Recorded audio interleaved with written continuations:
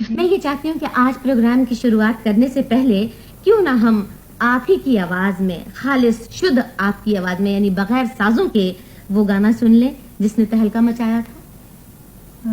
آپ جیسا کوئی. بالکل ٹھیک ہے، ذرا گنگنائیے. آپ جیسا کوئی میری زندگی میں آئے تو بات بن جائے، ہاں بات بن جائے. پھول کو بہار، بہار چمن، دل کو دل، بدن کو بدن.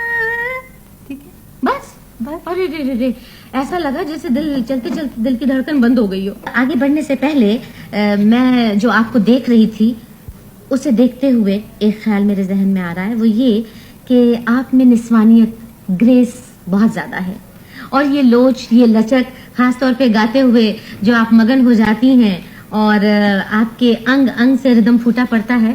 ایسا لگتا ہے کہ آپ نے ڈانس بھی سیکھا ہے. نہیں سیکھا؟ نہیں. تو یعنی ساری کارستانی جو ہے بغیر سیکھے ہوئے ہو رہی ہے.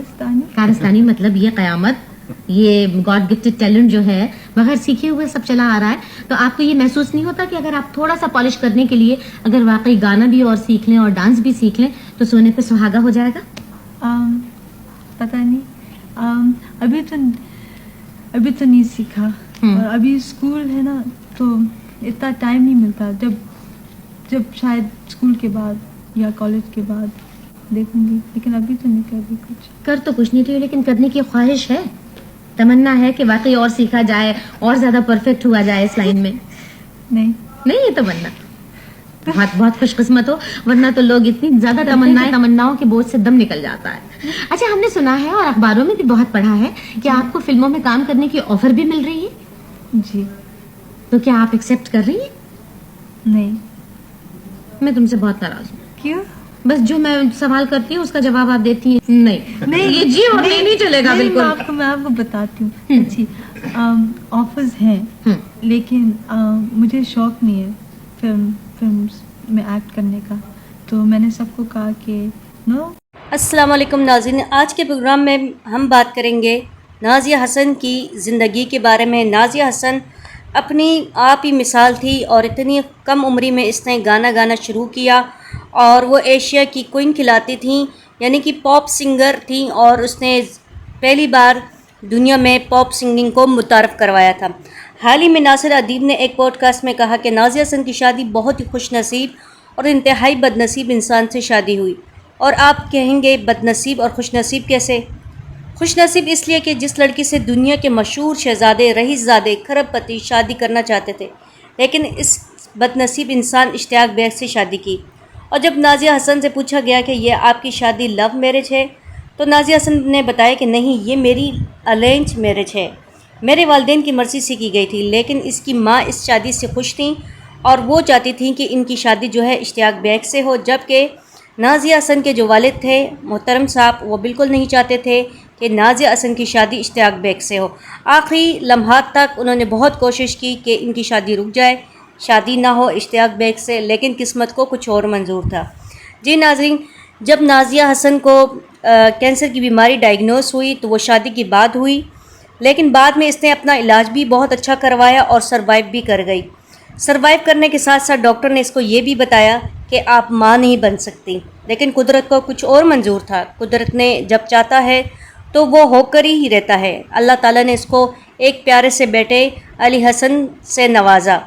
ٹھیک ہے، جب اس کی ڈیتھ ہوئی تو اس کی عمر جو تھی بچے کی وہ 2.5 سال تھی. لیکن کچھ عرصے بعد جو ہے نازیہ حسن کو پھر جو ہے نا لنگس میں کچھ بیماری فیلز ہونے لگی، کینسر ہونے لگا.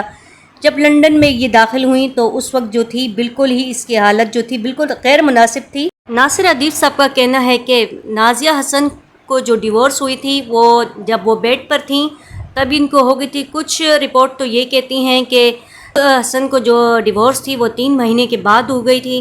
نازیہ حسن اس صدمے سے بھی دنیا سے رخصت ہو گئی تھیں کہ ان کا شوہر جو تھا اشتیاق بیگ صاحب، ان کے ساتھ کچھ رویہ ان کے ساتھ درست نہیں تھا. کچھ کا کہنا ہے کہ نازیہ حسن کے ساتھ یہ مار پیٹ بھی کرتا تھا، ان کو مارتا تھا اور اس سے یہ درخواست کرتا تھا کہ جب آپ باہر جاؤ کسی کو بتاؤ تو ان سے یہ کہو کہ میرا شوہر جو ہے بہت اچھا ہے اور میں اپنی نجی زندگی میں بہت خوش ہوں اور آپ سے یہ ڈیمانڈ کرتا ہوں کہ آپ جو ہے سنگنگ چھوڑ دیں. ناظرین، یہ وہ چیز ہے جو کہ سوشل میڈیا پر آنا اور جو ہے سنگنگ کرنا، ڈرامے فلمیں وغیرہ کرنا، یہ ان کے شوہر کو بالکل مناسب نہیں لگتا تھا. اسی وجہ سے ان کی کچھ اس طرح کی ڈیمانڈ سے. بہرحال ناظرین، حقیقت کیا ہے کیا نہیں یہ تو اللہ ہی بہتر جانتا ہے. آئیے ناظرین تھوڑا سا ہم جو ہے نا انٹرویو دیکھتے ہیں نازیہ حسن کی والدہ کے بارے میں. کچھ کھٹی میٹھی یادیں ہیں وہ نازیہ حسن کے بارے میں بتاتی ہیں، آپ بھی دیکھیں اور انجوائے کریں. انجوائے کرنے سے پہلے میں آپ سے کہوں گی پلیز آپ اس ویڈیو کو لائک کریں، سبسکرائب کریں اور شیئر کریں. تھا جو اب میں جانتی ہوں کہ بچوں کا کیسا ہوتا ہے. ایسے لگتا ہے کہ جیسے یہ ایک سمجھدار بچی تھی. یہ لگتا ہی نہیں تھا کہ جیسے چھوٹے بچے کرتے ہیں. آپ کو ایک ایگزامپل دے دوں کہ جیسے جب زہیب پیدا ہوئے تو ان دونوں میں بہت کم فرق ہے. یہ 1.5 سال سے کچھ کم تھی. یہ اس کے پلنگ کے آس پاس چکر کاٹ رہی اور کہہ رہی کہ تم اٹھو.